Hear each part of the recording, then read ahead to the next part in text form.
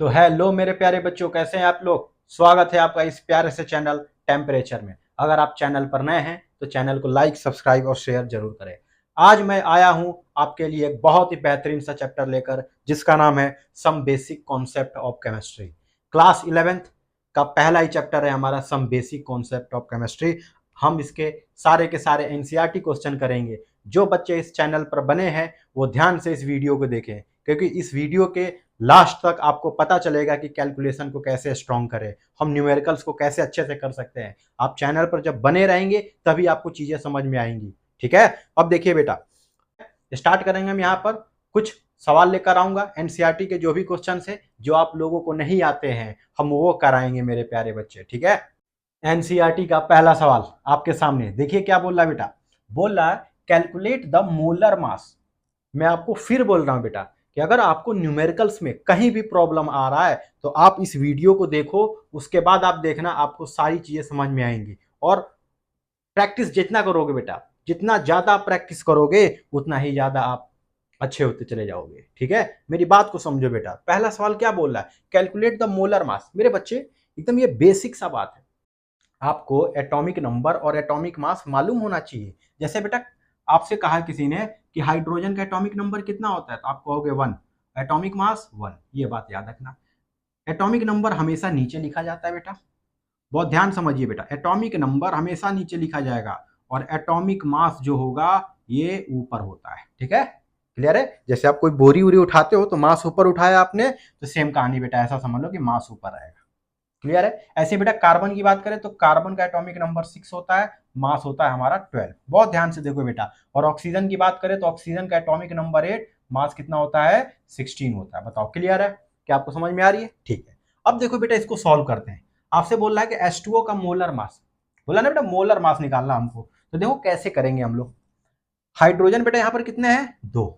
ठीक है, अच्छा एक हाइड्रोजन का मास 1 हो गया। ऑक्सीजन का मोलर मास कितना बेटा, 16। ठीक है, एटॉमिक मास 16। अब जोड़ दो बेटा, आंसर कितना आ जाएगा, 16 2 18। और इसकी यूनिट लगा सकते हो। यू का मतलब क्या हुआ, यूनिफाइड मास। क्या हुआ बेटा, यूनिफाइड मास। बताओ क्लियर है। या फिर हम इसको 18 ग्राम पर मोल भी लिख सकते हैं, कोई दिक्कत नहीं है। ठीक है, सेकंड सवाल देखो बेटा, CO2 की बात करें। कार्बन का मास कितना है बेटा, 12। ऑक्सीजन 2 है और एक ऑक्सीजन का मास हो गया 16। अब देखो 16 2 जा 32 और 12 कितना हुआ बेटा, 44 ग्राम बोल दो, ग्राम पर मोल, या फिर 44 यू, यू फॉर यूनिफाइड मास। ठीक है, आ रही है बात समझ में। अब देखिए बेटा अगला CH4 की बात करें, एकदम आसान है बेटा। CH4 कार्बन कितना है बेटा, देखते जाओ आप। कार्बन हो गया 12, हाइड्रोजन 4 इंटू 1 कितना आ गया बेटा, 16 ग्राम पर मोल। बताओ क्या ये बात समझ में आई, क्या ये पहला सवाल आपको समझ में आया। मेरे बच्चे सारे सवाल मैं करा दूंगा, बस आप चैनल पर बने रहो। ठीक है, टेम्परेचर बढ़ेगा तभी तो यूथ पढ़ेगा। मेरे बच्चे देखो कितना अच्छा सवाल आ गया। ठीक है, ये सारे सवाल बेटा कहीं ना कहीं आपको मिलेंगे, याद रखिएगा। चाहे आप किसी कंपटीशन की तैयारी करें या आप सीबीएसई में हो, कहीं भी हो बेटा, आपको ये क्वेश्चन मिलेंगे मिलेंगे। बोल रहा है calculate the mass percent of different element present in Na2SO4। मैं आपको कॉन्सेप्ट सिखाऊंगा बेटा, एक कॉन्सेप्ट सिखा दिया, उसके हजारों सवाल हैं, आपको प्रैक्टिस करना है। बात समझ में आ रही है बेटा। ठीक है, अब देखो सवाल को पहले समझो बेटा। सवाल को आप 2-3 बार पढ़ा करो तभी आपको चीजें क्लियर होंगी। पहला सवाल बहुत आसान था, मोलर मास के कॉन्सेप्ट पर था। दूसरा सवाल जो है हमारा यहां पर बोला है calculate the mass percent of different element. अलग अलग एलिमेंट के, जो भी हमारे पास अलग अलग एलिमेंट है उनका मास परसेंटेज बताना है। जैसे हमारे पास कंपाउंड जो दिया गया बेटा, वो दिया गया Na2SO4। ठीक है, सबसे पहला काम हमको बताना है कि बताओ इसमें सोडियम कितना परसेंट है, सल्फर कितना परसेंट है और ऑक्सीजन कितना परसेंट प्रेजेंट है। ये हमको सवाल में बताना है। ठीक है, अच्छा मैं बच्चे एक बात बताओ, पहले इस कंपाउंड का ना मोलर मास निकाल लो। मोलर मास, सोडियम कितने सोडियम है बेटा, 2। एक सोडियम का मास कितना होता है, 23 प्लस। सल्फर बेटा कितना है बेटा, यहां पर एक सल्फर का मास कितना हो गया बेटा, 32 होता है, याद रखना। ठीक है, अच्छा ऑक्सीजन कितना है बेटा, 4। और एक ऑक्सीजन का मास कितना होता है, 16।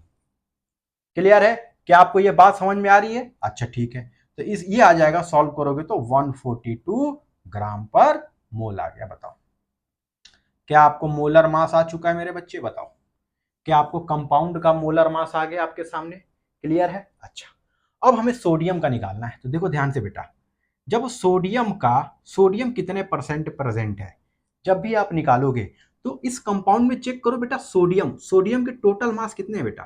तो आप कहोगे कि सर ये तो 2 × 23। बहुत ध्यान से कॉन्सेप्ट को सीखो। अच्छा, सोडियम का मास कितना है बेटा? दो सोडियम है, एक का मास 23, तो दो का मल्टीप्लाई कर दोगे, ये आ गया, कोई दिक्कत नहीं, ठीक है। और molar mass, total molar mass, पूरे कंपाउंड का जो टोटल मोलर मास है वो है 142। क्लियर है? जैसे ही आप इसको सॉल्व करोगे हमारे पास आंसर आ जाएगा 32.39%। बोलो मेरे बच्चे, कैलकुलेशन आप कर लीजिएगा, ठीक है। अच्छा, ऐसी बात करें बेटा सल्फर की, तो सल्फर को चेक करते हैं हम लोग, सल्फर का परसेंटेज निकालें। तो देखो बेटा सल्फर कितना है बेटा? 32, तो मैंने लिख दिया 32। क्लियर? टोटल मास कितना है बेटा? 142। अच्छा, अब आप जैसे इसको डिवाइड कर दिए तो अब क्या करेंगे हम लोग? अब इसको जैसे डिवाइड करोगे इसका आंसर आ जाएगा 22.5% के आसपास आ जाएगा। ठीक है, देखो ऑक्सीजन का भी, सल्फर का भी निकाल दिया, बचा बेटा हमारे पास ऑक्सीजन। चलो ऑक्सीजन का निकाल लेते हैं हम लोग।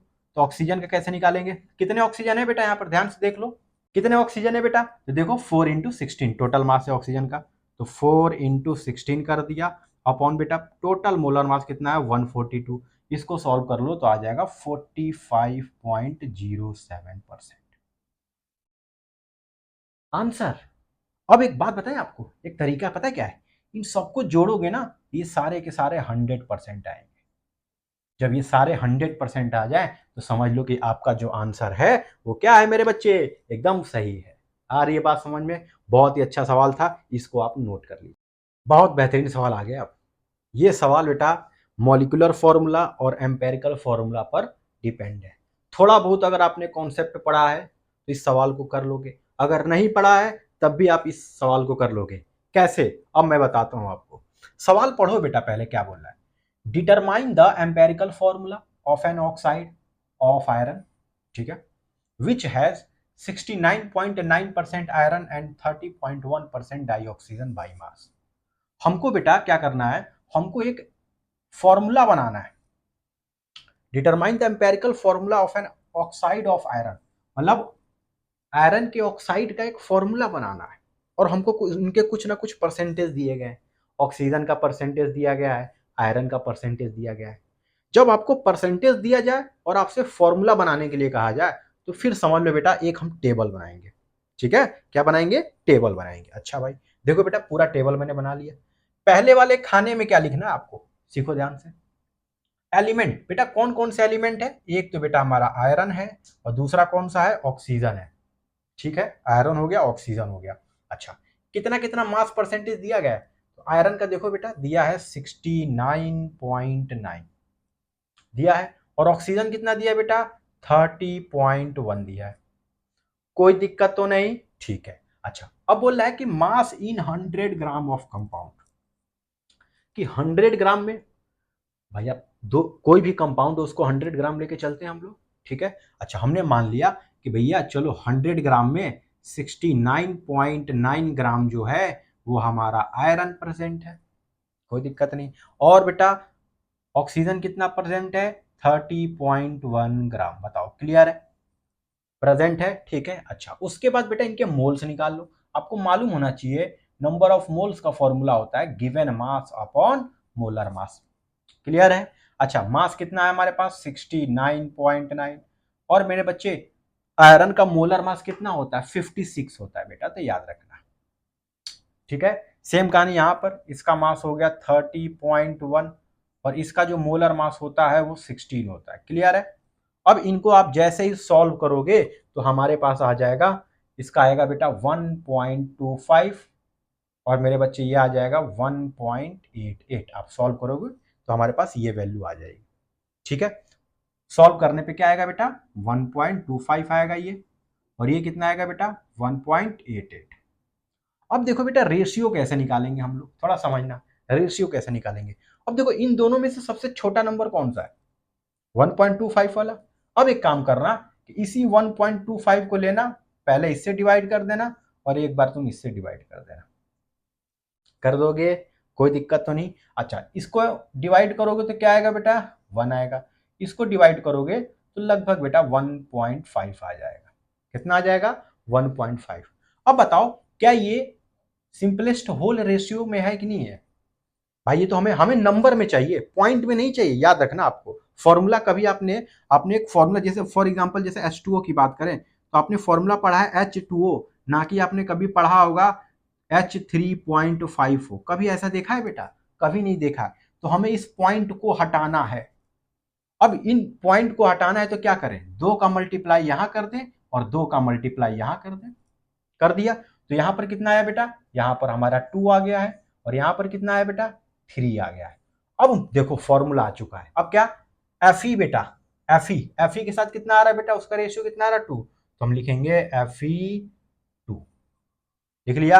अच्छा ऑक्सीजन का देखो बेटा, ऑक्सीजन कितना है बेटा, 3, तो Fe2O3। यही तो पूछ रहा था, यही तो हमसे पूछ रहा था। और क्या पूछ रहा था बेटा, यही तो निकालना था। देख लो कितना आसान है। सबसे पहले आप टेबल बनाओगे, एलिमेंट मास परसेंटेज, उस मास को 100 ग्राम में लेके चलोगे, मोल्स निकाल देना। फिर रेशियो, रेशियो में क्या करना है, जो सबसे छोटा वाला नंबर है उसको सब में डिवाइड कर देना। क्लियर है। और उसके बाद उनका जब देखना कि अगर पॉइंट में आ रहा है, फिर आप कोशिश करना कि उसको हम सिंपल ले आए, सिंपल नंबर में ले आए। बस उसके बाद ये देखा Fe के 2 हैं, ऑक्सीजन के 3 है, बस Fe2O3 बन गया, खत्म खेला। आ रही है बात समझ में, तो नोट कर लीजिए मेरे बच्चे एक बहुत ही बेहतरीन सवाल आ गया। थोड़ा समझना सवाल को क्या बोल रहा है। बोल रहा है calculate the amount of CO2 that could be produced when 1 mole of carbon is burned in air. सवाल को समझिए क्या बोल रहा है कि calculate the amount of CO2 that could be produced. पहला पार्ट की बात कर रहे हैं कि हमें कितना CO2 मिल रहा है जब 1 मोल कार्बन जो है वो बर्न्ड इन एयर, जब एयर के साथ 1 मोल कार्बन को एयर के साथ बर्न करने पर कितने ग्राम हमको CO2 मिलेगा। रिएक्शन लिखो मेरे बच्चे। देखो पहला सवाल का आंसर देखो, रिएक्शन लिख लो C+O2। भाई किसी भी चीज को जलाओगे in the presence of oxygen, ठीक है, गिब्स क्या आ जाएगा बेटा, CO2।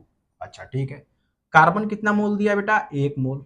अब थोड़ा सा है ना यहाँ पर स्टोइकोमेट्रिक कोफिशिएंट लगाते हैं, ठीक है बेटा। अब देखो बेटा, अब ये मत बोलना कि सर ये क्या होता है, सिंपल सी बात है। देखो यहाँ पर कार्बन के कितने मोल दिख रहे हैं बेटा, 1 मोल दिख रहा है। जब 1 मोल कार्बन 1 मोल ऑक्सीजन से रिएक्शन करेगा तो कितने मोल CO2 प्राप्त होंगे, तो आप कहेंगे सर ये तो 1 मोल मिलेगा। क्लियर है, कोई दिक्कत नहीं, यहां भी 1 मोल, यहां भी 1 मोल। अब हमें इसका मास निकालना है बेटा। कैसे निकालोगे, तो बेटा एक बात बताओ, एक फॉर्मूला होता है N बराबर नंबर ऑफ मोल्स बराबर given mass upon molar mass. क्या होता है फॉर्मूला। अच्छा अब आपको मास निकालने के लिए क्या करना पड़ेगा, N इंटू एम करोगे, मोल्स में मास का मल्टीप्लाई करोगे, कितना मोल दिया है 1, और CO2 का मोलर मास कितना होता है बेटा, कितना होता है 44, इसका 12 और 16 टू या 32 ऐड कर लोगे आ जाएगा 44। तो कितने ग्राम आ गया बेटा, 44 ग्राम आ चुका है। 1 मोल कार्बन में कितने ग्राम CO2 मिलेगा, तो बेटा 44 ग्राम CO2 मिलेगा। आई बात समझ में, इसको नोट कर लीजिए मेरे बच्चे। दूसरा सवाल क्या बोल रहा है, थोड़ा समझना। बोल रहा है 1 mole of carbon is burned in 16 gram of oxygen. ठीक है, 1 मोल कार्बन को बर्न कर रहे हैं 16 ग्राम ऑफ ऑक्सीजन से, तब बताओ कि हमारा CO2 कितने ग्राम प्राप्त होगा। ध्यान से समझो सवाल को, बहुत बेहतरीन सवाल है बेटा। तो कार्बन कितना दिया गया बेटा, 1 मोल ऑफ कार्बन, कार्बन हमारा 1 मोल है, और ये 16 ग्राम ऑक्सीजन से क्या कर रहा है बेटा, रिएक्ट कर रहा है, और तब बताना कि CO2 हमारा कितना प्राप्त हुआ। अब थोड़ा आप परेशान हो जाओगे कि सर यहां पर मोल है यहां पर ग्राम है, क्या करें। एक काम करते हैं ना बेटा, इसको भी मोल में कन्वर्ट कर दो, आसान हो जाएगा। करते हैं, तो जरा ऑक्सीजन के मोल निकालें। गिवन मास दिया है हमको, बताओ गिवन मास दिया है, इसका मोलर मास आपको मालूम है ऑक्सीजन का, निकालो कितना आ जाएगा बेटा 32। तो एन बराबर कितना आ जाएगा, given mass upon molar mass. Given mass है 16, ये है 32, सॉल्व करो कितना आ गया बेटा 0.5 मोल। बताओ क्लियर है भाई। अगर देखें हम थोड़ा सा, अगर आप LR पढ़े हो, नहीं पढ़े हो कोई बात नहीं, जरूरत नहीं है, समझो मेरी बात को। अगर अपने हिसाब से देखो तो यहां पर 1 मोल कार्बन के 1 मोल है, कार्बन का 1 मोल ऑक्सीजन के कितने मोल से रिएक्शन कर रहा है? 1 मोल से। और कितना मोल CO2 प्राप्त हो रहा था बेटा? 1 मोल प्राप्त हो रहा था। इतनी बात क्लियर है? ठीक है। लेकिन जब कार्बन की तो क्वांटिटी 1 मोल है और ऑक्सीजन की हमारे कितने मोल आ रहे हैं बेटा? 0.5। तो बेटा जिसकी वैल्यू कम होती है वही LR होता है, वही लिमिटिंग रिएजेंट होता है, और इसी को लेकर हम सवाल को सॉल्व करेंगे। ये बात याद रखना, ठीक है? जिसकी वैल्यू कम है वही LR होगा और इसी चीज को लेकर हम सवाल को सॉल्व करेंगे। अब देखिए जरा सवाल कैसे करेंगे हम लोग बेटा। अब देखो ध्यान से, 1 मोल तुम्हारे हिसाब से क्या कहानी है? 1 मोल ऑक्सीजन से कितने मोल CO2 बन रहे हैं? 1 मोल बन रहा है कि नहीं बन रहा है? बताओ। 1 मोल ऑक्सीजन से कितने मोल CO2 बन रहा है? 1 मोल बन रहा है, कोई दिक्कत नहीं। अब हमने कहा ये तो तुम्हारे हिसाब से कहानी हुआ भैया कि 1 मोल से आपने 1 मोल CO2 बनाया, कोई दिक्कत नहीं, क्योंकि यहां भी 1 है यहां भी 1 है। लेकिन क्वेश्चन के हिसाब से देखो बेटा, क्वेश्चन के हिसाब से ऑक्सीजन के कितने मोल है बेटा? 0.5। ऐसे दोनों भाई बराबर, ये भी 1 मोल है ये भी 1 मोल है, लेकिन क्वेश्चन के हिसाब से ये 1 मोल की वैल्यू कितनी हम लेके चल रहे हैं? 0.5। तो इसकी भी वैल्यू कितनी आ जाएगी? 0.5 मोल। बताओ क्लियर हुआ कि नहीं हुआ? आई बात समझ में? ठीक है। इसका 1 मोल जब 1 मोल से रिएक्शन कर रहा है तो जाहिर सी बात है जब इसके मोल कैलकुलेट किया हमने तो इसके आगे 0.5 मोल। जब यहां पर एक एक बराबर है तो ये भी तो बराबर होगा कि नहीं होगा? होगा ना? ठीक है। अब मोल आ गया, आपको मालूम है हमको मास निकालना है, क्या करते हैं बेटा? ये आ गया N। मोलर मास निकाल लो। मोलर मास CO2 कितना होता है बेटा? 44। गिवन मास बराबर क्या होता है बेटा? N इंटू एम। N इंटू एम। N कितना है बेटा? 0.5। M 44 1/2 बोले तो 22 ग्राम आ गया।